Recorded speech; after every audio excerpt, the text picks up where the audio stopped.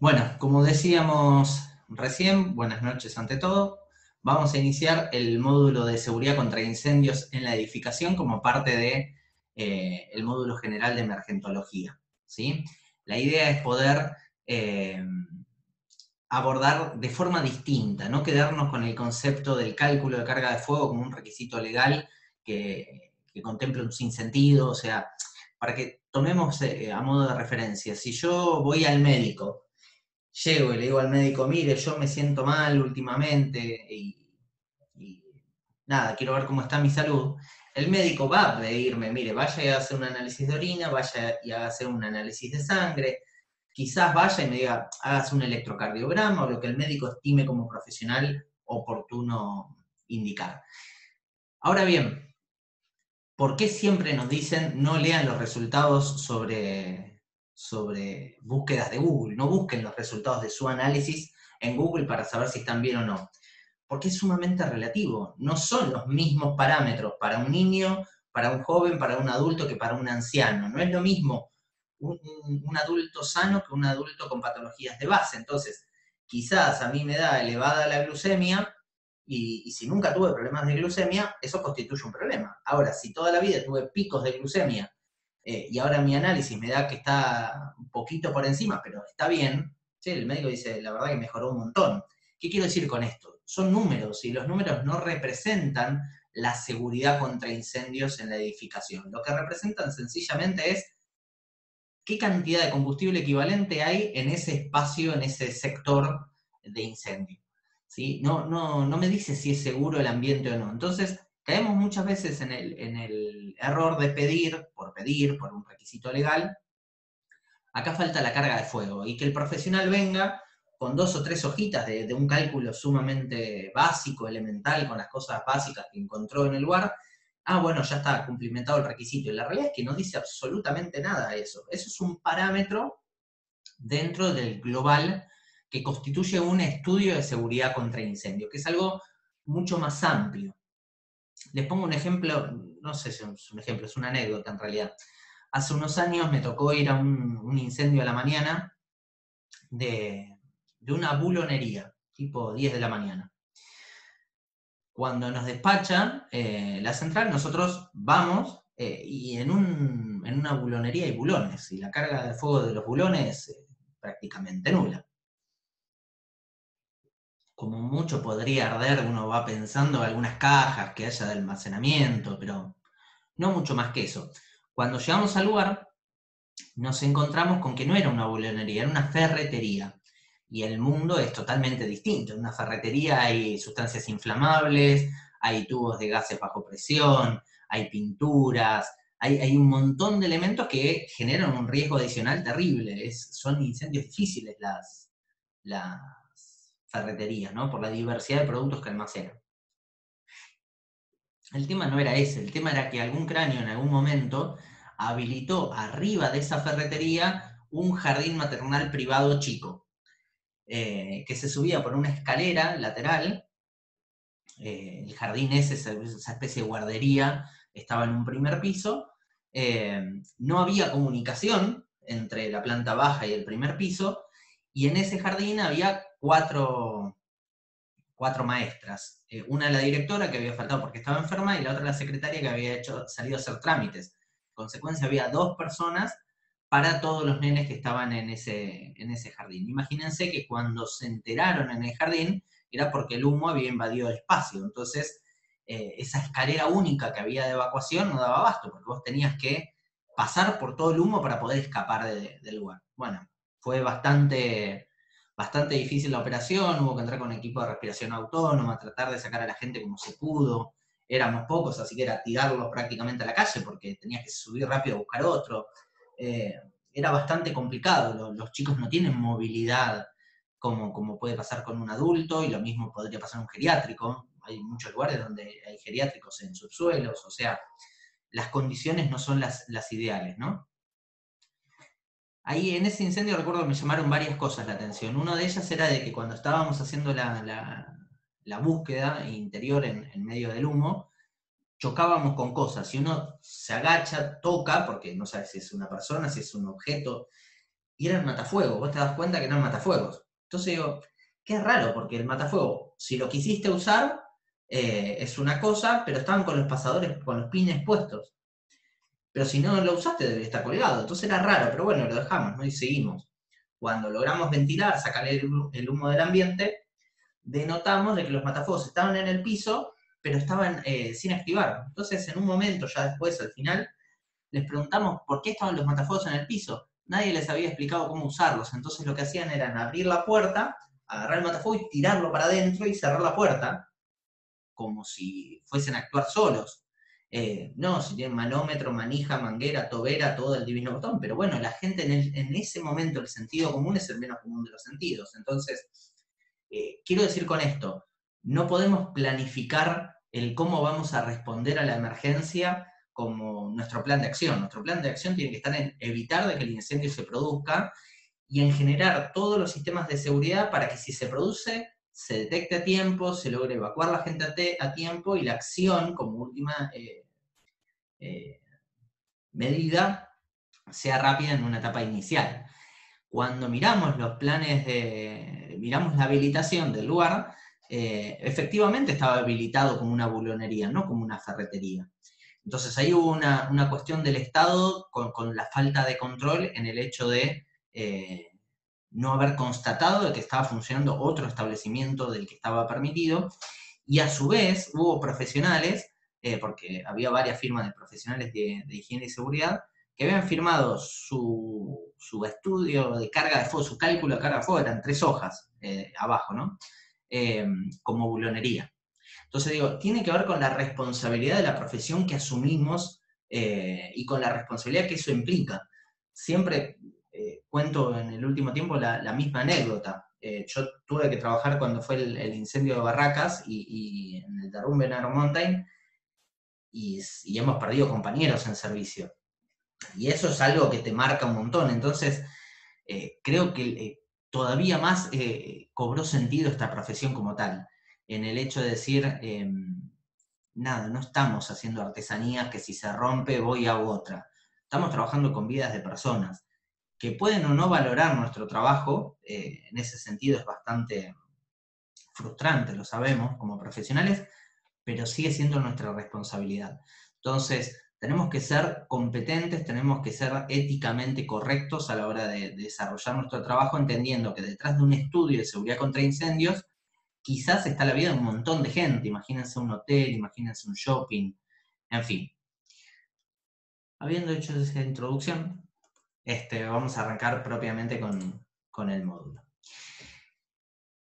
¿Qué contempla un estudio de seguridad contra incendios? Principalmente lo que vamos a buscar es analizar de forma global la seguridad en materia de seguridad contra incendios del establecimiento. Y no podemos empezar por decir, che, tiene la cantidad de puertas suficiente para evacuar si pasa algo, porque ahí sería como asumir de que estaría bien de que el incendio se produzca. Y nuestro mayor énfasis tiene que estar puesto en tratar de que el incendio nunca se inicie, ¿sí? Porque detrás de un incendio ya hay un daño material, humano, lesiones, pero ya está hecho el daño, ¿sí? Cuando vamos a hacer este estudio de seguridad contra incendios, que puede surgir por una propia decisión de la empresa, por querer ver cómo están las condiciones, por dar un cumplimiento legal o ante una inspección que se solicite, una de las cosas que uno va a ir a hacer es, parece una obviedad, pero ir a hacer el estudio al lugar. ¿Por qué digo esto? Porque he sabido de casos donde se han hecho estudios desde una oficina sin que alguien vaya a auditar correctamente en el lugar, ver si lo que marcan los planos es lo que existe en la realidad, ver cómo son los procesos, la materia prima, cómo se trabaja, qué actos o qué condiciones inseguras se detectan que pudiesen ser generadoras potencialmente de incendios, ¿no? Cuando uno arriba al lugar, lo que suele hacer es hacerse primero 4 preguntas. Yo hablo de mí, ¿no? Primero es si se cumplen las medidas para evitar de que el incendio se pueda producir. Después, en caso de que el incendio se produzca, ¿se puede limitar la propagación del fuego, el humo y los gases tóxicos a solamente ese sector de incendio sin que pase al sector contiguo? Y si el incendio se produjo y se empieza a propagar, ¿tenemos los sistemas de seguridad para detectar rápidamente, para alertar, para dar una respuesta eficaz inicial mientras bomberos vienen en camino? Y ahí sí están dadas las garantías de evacuación, pero empiezo tratando de evitar de que el incendio se produzca, ¿sí? Algo que es importante, a nosotros nos suelen pedir bastante los estudios de seguridad contra incendio, inclusive hemos hecho varios proyectos de redes de incendio, de sistemas de detección y alarma en distintas fábricas, e inclusive nos han pasado estudios de arquitectura, de ingeniería civil, proyectos en plano, como para analizarlo, te dicen, mira, tenés 15 días, analizalo, y mirar los planos. ¿Por qué? Porque es mucho más económico, redituable y sustentable cambiar lo que haya que cambiar en etapa de planos y no querer modificar la estructura una vez que la estructura ya se construyó, lo que es gestión de cambios. O sea, hay que analizar el riesgo de incendio, pensar, imaginar, proyectar, y ahí generar las soluciones o las oportunidades de mejora que uno le pueda recomendar. Después si lo hacen o no, son dos mangos aparte. Pero bueno, tratar de ser muy profesional en ese sentido. Cuando nos solicitan los estudios, al menos en la consultora, una de las cosas que hacemos es mandarle una planilla que es una declaración jurada y no sé si lo es tanto en cuanto a la validez legal que pudiese tener el día de mañana, pero sí sirve como elemento de prueba, donde el comitente, quien me solicita este trabajo, me declara cuál es el establecimiento, dónde está ubicado, cuántas personas trabajan y cuántas personas eventualmente pueden haber como visita. Esto imagínense un boliche, imagínense un hotel, un restaurante. ¿Cuáles son las características del riesgo? O sea, qué materiales peligrosos se utilizan, cuántos matafuegos hay, etcétera, etcétera, etcétera. ¿Por qué? Porque muchas veces sucede también de que uno va y hace, y esto es como cuando, nada, viene la suegra a casa, la casa está limpia. Ahora, se fue y el resto de la semana no limpiamos nada. Bueno, esto pasa más o menos lo mismo. Justo ese día hay un montón de matafuegos. Me ha pasado de ir a hacer estudios de seguridad contra incendio y que le hayan pedido matafuegos a la casa de matafuegos prestado o a la fábrica que está al lado, que son amigos de hace años, solo para pasar la inspección. Nos ha pasado de que tenían, no sé, 100 tambores de 200 litros con gasoil y cuando fuimos había 5, el resto lo habían llevado a un depósito cercano. Entonces, ¿qué sucede? Uno hace una evaluación global de la seguridad contra incendio en base a lo existente, al momento de hacer ese estudio. Si después las condiciones se modifican, si después eso que era un pub con música y 3 o 4 pool, se modifica y sacan las mesas, sacan los pools y hacen un recital en vivo y triplican el factor de ocupación, difícilmente nosotros podamos estimar de forma correcta las medidas de seguridad. Uno va a diseñar vías de evacuación, anchos de salida, en virtud de la cantidad de gente que se estima que va a haber en el lugar o de la que podría haber según la actividad. Si yo cambio la actividad, si yo cambio las condiciones, ese estudio se modifica. Y cuando el problema ya se suscitó, cuando ya tenemos personas que han perdido la vida en el incendio y nos llama a declarar el juez, y mire, doctor, yo le explico, cuando yo fui, mire, acá ven la foto, había 5 bidones, había 5 tambores, no 500 como había acá. Cuando hicimos el estudio, acá declaramos que el factor de ocupación era para 30 personas.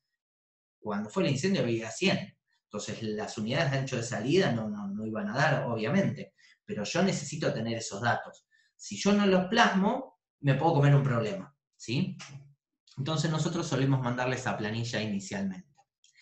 ¿Qué es lo que contempla un estudio de seguridad contra incendios? Un sistema de seguridad contra incendios.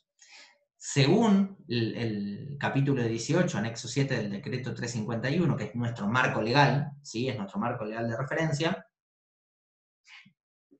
este sistema correctamente diseñado y aplicado nos va a permitir evitar o reducir las posibilidades de que ocurra el siniestro, limitar la acción destructiva y la propagación del incendio en caso de que el mismo se produzca, controlar el incendio en su etapa inicial y contando con instalaciones para las tareas de extinción por parte de la empresa, esa brigada que solamente sabe usar los matafuegos y es la primera arribo, pero también tener las instalaciones preparadas para que cuando arribe bomberos pueda trabajar de forma cómoda. Imagínense que si no hay una red de incendios en un edificio de muchos pisos, y no sé, tendrías que subir mangas por toda la escalera, perdiendo presión en cada piso, y el tiempo que eso implicaría. En cambio, si yo ya tengo unas redes de incendio montadas, yo salgo directamente del hidrante en el mismo piso, en el mismo plano, ¿sí? Y garantizar la salvaguarda de las personas que deban ser evacuadas del área siniestrada. Entonces, esto va a contemplar desde analizar las materias primas, desde analizar las condiciones estructurales, desde analizar los procesos para ver cuáles son riesgosos, hasta analizar la eficiencia del plan de evacuación con sus simulacros. O sea, habla de un global, ¿sí? No podemos limitarnos a las 4 paredes del establecimiento, porque inclusive no es lo mismo una fábrica en un parque industrial donde alrededor no tiene nada, que una fábrica radicada en plena ciudad autónoma de Buenos Aires, donde al lado tiene un jardín de infantes, atrás tiene un geriátrico y del otro lado tiene un hospital. Si hay un incendio en mi establecimiento, esos espacios también son de riesgo, ¿sí? Entonces esas cuestiones también las tenemos que considerar. Para eso nos vamos a basar en los 4 pilares de la seguridad contra incendio, que no son ni más ni menos, como lo supimos abordar en Seguridad 4 en la Tecnicatura, que la protección preventiva, que lo que busca es evitar de que el incendio se produzca. Para esto se vale del marco legal principalmente, o sea, el código electrotécnico, los códigos de instalación de gas, la ley de higiene y seguridad, los códigos de edificación, procedimientos para trabajos en caliente, todo lo que tenga que ver con prevenir el siniestro, evitar de que el siniestro se produzca. Si eso falla, entra en acción la otra pata, que es la protección pasiva o estructural, que lo que va a buscar es limitar la acción destructiva, que si el incendio se produjo en este sector, no pase de este sector. Tiene que tener la resistencia al fuego de la estructura acorde a la carga de fuego, ahí sí el término aplica, para autocontenerlo, para que no colapse o para que no llegue a propagarse el sector contiguo. Este concepto es como el buque, se prende el buque en alta mar, y si lograste salir del sector, genial, y si no, te quedaste en el sector, porque se cierran los compartimientos, y por ahí queda estanco el fuego en una parte del buque, pero vos no podés en la mitad de alta mar dejar que el incendio se propague a todo el buque. Quizás llega confinado y viene así hasta llegar al primer puerto que tenga, para que los bomberos por ahí de prefectura, en nuestro caso, puedan abordarlo, más allá de que están súper preparados en los buques para poder hacer las tareas iniciales de extinción, y si algo no les va a faltar es agua inclusive, pero digo, sectorizar, tratar de que quede ahí y no pase de ese sector en el peor de los casos. Entra ahí también lo que es la protección activa o extinción, desde la detección y la alarma de incendios hasta todo lo que son los mecanismos de extinción, ya sean sistemas portátiles como los matafuegos o redes fijas. Pueden ser de agua, pueden ser de espumas, de F200, no sé, dióxido de carbono, de lo que fuere, ¿sí? Son sistemas que se diseñan de acuerdo a la evaluación del riesgo de incendio. Y por último, mientras esto sucede, mientras vamos tratando de controlar el incendio con el personal que esté preparado para ello, entra en acción la 4ª pata, que es la protección humana o de evacuación, que lo que busca es evacuar de forma rápida y segura. Para esto se va a valer no solamente de tener preparado de antemano un plan de evacuación, roles asignados, haber hecho simulacros, haber mejorado en base a esos simulacros, sino que ahí entra también todo lo que son puertas de emergencia, pasillos de evacuación, señalización, entra todo lo que es inclusive la parte de organización para que esa evacuación se pueda dar de forma rápida y segura, ¿sí? ¿Hasta acá alguna duda o vamos bien?